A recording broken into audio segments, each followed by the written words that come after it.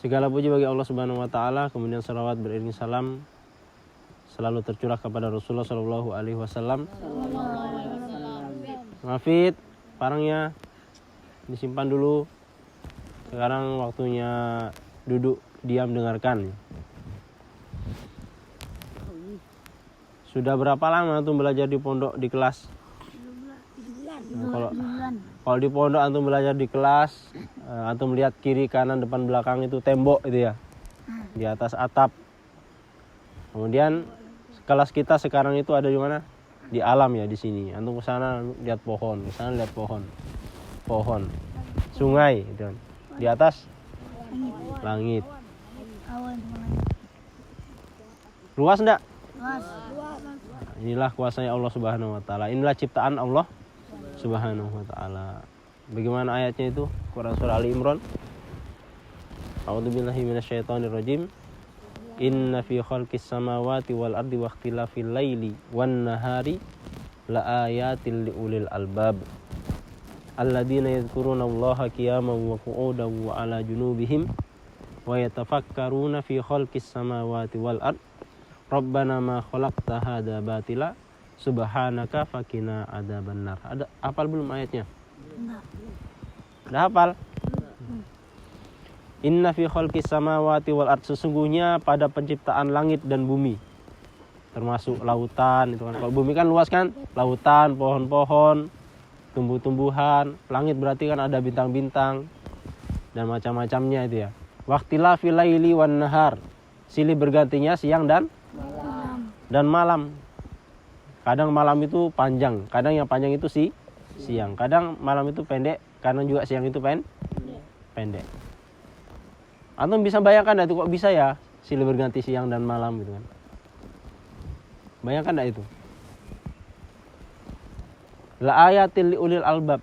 Di situ ada tanda-tanda ayat bagi orang-orang yang berpikir, orang-orang yang merenungkan. Ulul albab itu orang-orang yang cerdas. Siapa mereka?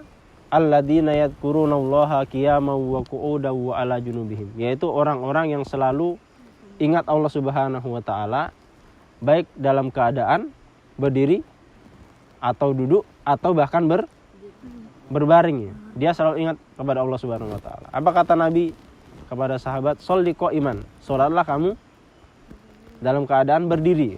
Berdirilah kamu kalau kamu mau salat. Fa in lam tastati faqa'idan. Tapi kalau tidak mampu duduk gitu. Fa in lam tastati fa ala janbik. Tapi kalau tidak mampu lagi maka bukan tidur gitu ya. Maka berbaringlah. Berbaring. Yang afdol berbaring di apa? Sebelah kanan itu ya. Tidak mampu lagi gimana? Ya isyarat itu. Meninggal. Tidak mampu lagi isyarat gitu. Artinya apa?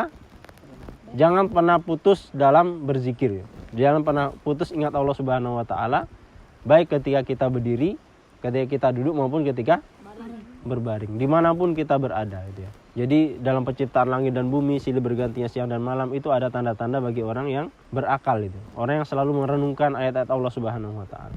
Siapa mereka? Alladzina yadhkurunallaha qiyaman wa qu'udan wa 'ala junubihim wa yatafakkaruna fi khalqis samawati wal ard. Dan dia bertafakur dalam memikirkan, merenungkan penciptaan langit dan bumi ini gitu ya. Seorang ulama sufi bernama Abu Sulaiman Ad-Darani rahimahullah ta'ala, beliau mengatakan, sungguh aku keluar dari rumahku, tidaklah aku melihat sesuatu di depan mataku, melainkan di situ aku melihat ada nikmat Allah untukku atau ada pelajaran yang bisa aku ambil gitu ya. Nah, itu bentuk tafakur itu ya. Bentuk tafakur. Bahkan tafakur sesaat terkait ini semua ayat-ayat Allah Subhanahu wa taala itu lebih baik daripada sholat satu semalam suntuk gitu ya. Semalam suntuk yang hanya sholat saja tanpa ada tafakur, perenungan ayat-ayat Allah Subhanahu wa taala, baik yang Qur'aniyah maupun yang kauniyah. Ada seorang bertamu ke tempatnya ulama itu ya. Bertamu ke tempatnya ulama, kemudian ketika sepertiga malam ulama ini bangun untuk apa? Mau sholat. Sebelum sholat berarti ambil air wudhu. Jadi dilihat sama tamunya gitu ya. ambil air wudhu, tapi tidak balik-balik. Tidak balik-balik sampai subuh. Gitu ya. Sampai subuh tidak balik-balik. Kenapa? Ternyata dia sedang merenung gitu ya. Ketika berwudu dia merenung, tidak jadi sholat malam gitu ya. Dia merenung. Saya lupa tentang apa dulu itu ya. Dia merenung seperti itu. Jadi memikirkan tentang ayat-ayat Allah Subhanahu wa taala gitu kan. Jadi ini luar biasa ini ya. Maka kita sebagai santri ini dituntut untuk berdakwah gitu kan. Dituntut untuk berdakwah dan beban dakwah itu ada di pundak kita.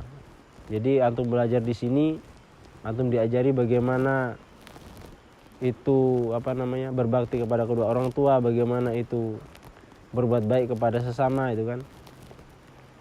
Semuanya itu butuh perenungan gitu ya. Semuanya itu butuh perenungan. Apa yang terakhir? Rabbana ma khalaqta hadza batila subhanaka faqina adzabannar.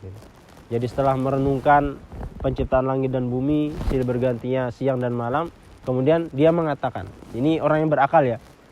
Rabbana ma khalaqta hadza batila. Wahai Rabb kami, tidaklah engkau ciptakan semua ini sia-sia. Iya. Rabbana ma khalaqta hadza batila. Semua ini tidak engkau ciptakan sia-sia saja. Faqina adzabannar. Maka jagalah kami dari azab api neraka itu ya. Jadi semua yang Allah ciptakan, ada pohon, ada semuanya, bulan bintang, itu semua tidak sia-sia itu. Ada maksud tertentu itu kan di balik itu semua. Dan hanya orang mukmin yang bisa merenungkannya. Bagaimana itu di surah Al-Baqarah? Innallaha la yastahi ayat riba masalam ma ba'udatan fama fawqaha. Fa ammal ladina amanu faya'lamuna annahu al-haqqu min rabbihim wa ammal ladina kafaru fayaquluna madza aradallahu bihadza masalan. Allah itu tidak malu membuat perumpamaan seekor nyamuk atau yang lebih kecil dari nyamuk ini. Adapun orang-orang yang beriman, mereka akan faya'lamun annahu al-haqqu min rabbihim. Mereka tahu bahwasanya kebenaran itu ada di sisi Rabb-nya. Kalau orang kafir bagaimana? Fayaquluna, mereka mengatakan madza aradallahu bihadza masalan. Untuk apa sih Allah ciptakan nyamuk ini gitu.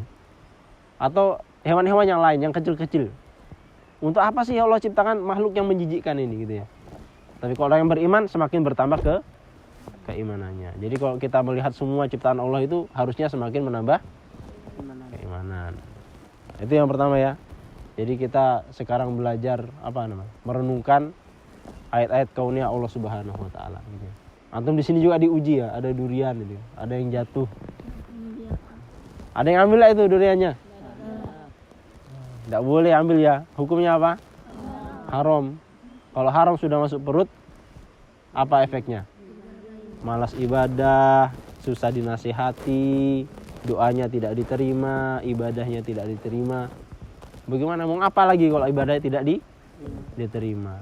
Orang yang suka makan makanan yang haram itu juga tidak bisa diampuni. Nah, sampai dia menjauhi sesuatu yang haram itu, yang tumbuh dari sesuatu yang haram. Gitu ya. Jaga itu antum. Apalagi termasuk yang haram dan syubhat itu dijaga. Itu penyebab kita mudah melakukan perbuatan dosa itu ya. Kemudian selanjutnya lagi, jangan suka bully temannya, gitu ya. Jangan suka bully temannya ya. Ini semua teman antum. Innamal mu'minuna ikhwah. Mukmin satu bagi mukmin yang lainnya itu adalah saudara itu ya. Kita semua ini saudara ini gitu. Kita semua saudara. Jangan suka mengejek temannya itu kan. Berdosa itu ya. Kalau kita zalim sama teman kita, ingat ya, nanti di akhirat itu tidak bergeser kaki seorang hamba sampai nanti urusan zalim dan zalim ini selesai itu ya. Kalau kita punya utang kezaliman sama orang lain, nanti akan dihakimi gitu ya. Dihakimi. Kalau kita punya pahala kita dikasih ke dia aja. Kalau belum cukup pahala kita untuk membayar, dosanya dikasih ke kita sampai kita masuk ke dalam neraka ya. Kalau ternyata timbangan kejelekan itu lebih berat daripada kebaikannya. Itu hati-hati ya, jangan remehkan masalah seperti ini. Jadi kalau merasa seperti itu ya minta maaf, segera minta maaf sama temannya dan jangan diulangi lagi, gitu ya. Bisa dipahami? Kalau begitu ini yang bisa Ustaz sampaikan. Tolong diperhatikan ya. Subhanakallahumma bihamdika asyhadu alla ilaha illa anta astaghfiruka wa atubu ilaik. Wassalamualaikum warahmatullahi wabarakatuh.